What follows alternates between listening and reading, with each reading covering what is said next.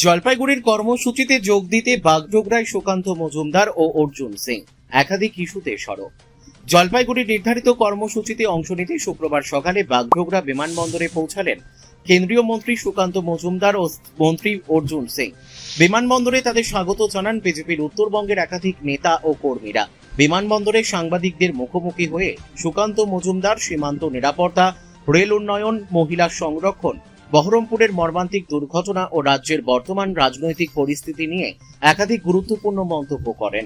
সীমান্তে কাঁটাতারের বেড়া নির্মাণ প্রসঙ্গে তিনি বলেন, আগের রাজ্য সরকার বিএসএফকে প্রয়োজনীয় জমি দিতে সহযোগিতা করেনি, তবে বর্তমান সরকার দ্রুত জমি হস্তান্তর করায় সীমান্তে বেড়া নির্মাণের কাজ অনেকটাই গতি পেয়েছে বলে দাবি করেন তিনি।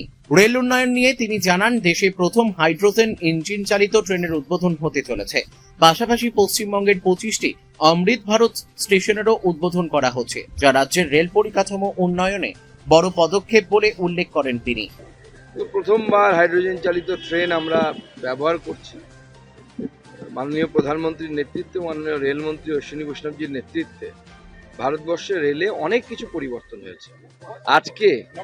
আজকে প্রায় 90-এর বেশি অমৃত ভারত স্টেশন গোটা ভারতবর্ষ জুড়ে তার উদ্বোধন হচ্ছে এবং এনএফআর-এর অনেকগুলো হচ্ছে, তার মধ্যে পশ্চিমবঙ্গের 25টা মতো হচ্ছে। এই পশ্চিমবঙ্গেই শুধু অমৃত ভারত স্টেশন 100-র বেশি, NFR, eastern railway, south eastern মিলে 100-র বেশি অমৃত ভারত স্টেশন দেয়া আছে। কিছু তার আজকে উদ্বোধন হচ্ছে, 25টা মতো, বাকিগুলো আগামী দিনে হবে। ইস্টার্ন রেলওয়ের কিছু আছে। এই পরিমাণ রেলের ইনফ্রাস্ট্রাকচারে এর আগে কেউ কোনো সরকার এত টাকা খরচ করেনি। তারই একটি উদাহরণ হচ্ছে হাইড্রোজেন চালিত ইঞ্জিন। এই ইঞ্জিন পলিউশন হয় না, কারণ হাইড্রোজেন যখন আমরা পোড়াই বা জ্বালাই, কম্বাসন করি যাকে বিজ্ঞানের ভাষাতে, তার যে বাই প্রোডাক্ট তৈরি হয় সেটা হচ্ছে H2O বা জল।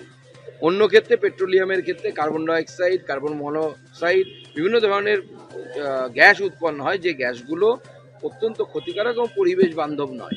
মহিলা সংরক্ষণ প্রসঙ্গে সুকান্ত মজুমদার বলেন, দেশের বৃহত্তর স্বার্থে ও মহিলাদের রাজনৈতিক প্রতিনিধিত্ব নিশ্চিত করতে গিয়ে যদি দলের সাময়িক কিছু ক্ষতিও হয়, তবুও সেই সিদ্ধান্ত মেনে নেওয়া উচিত। দেশের স্বার্থে মহিলা সংরক্ষণ বেশি জরুরি।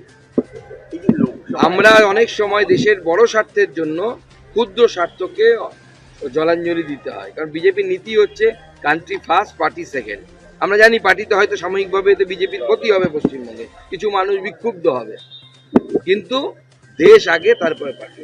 বহরমপুরে স্কুল পড়ুয়াদের বহনকারী পুলকার দুর্ঘটনায় প্রাণহানির ঘটনায় গভীর শোক প্রকাশ করে তিনি বলেন, এটি অত্যন্ত মর্মান্তিক ঘটনা।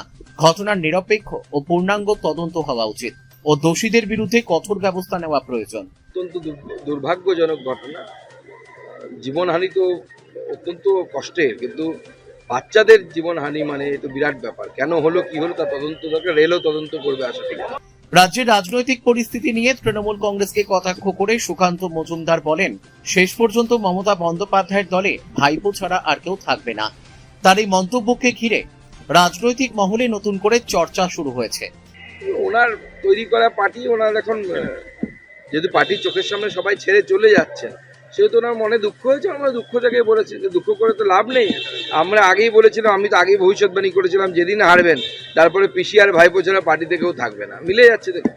বিমানবন্দরের সংক্ষিপ্ত সময় অবস্থানের পর সুকান্ত মজুমদার ও অর্জুন সিং সড়ক পথে জলপাইগুড়ির উদ্দেশ্যে রওনা দেন। সেখানে একাধিক বৈঠক কর্মসূচি অংশ নেওয়ার কথা রয়েছে। আবার এখন শোনা যাচ্ছে কোয়েল মল্লিক আসলে স্বাগত বা আসতে পারে। দেখুন, এটা পার্টির সিদ্ধান্ত, পার্টির ব্যাপারে আমরা মুখপাত্র নয় বলা। শুধু একটাই কথা বলবো, দেশের জন্য অনেক কিছু ভাবতে হয়।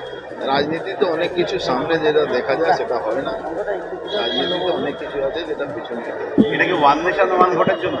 সেটা আমার বক্তব্য দেওয়ার অধিকার নেই।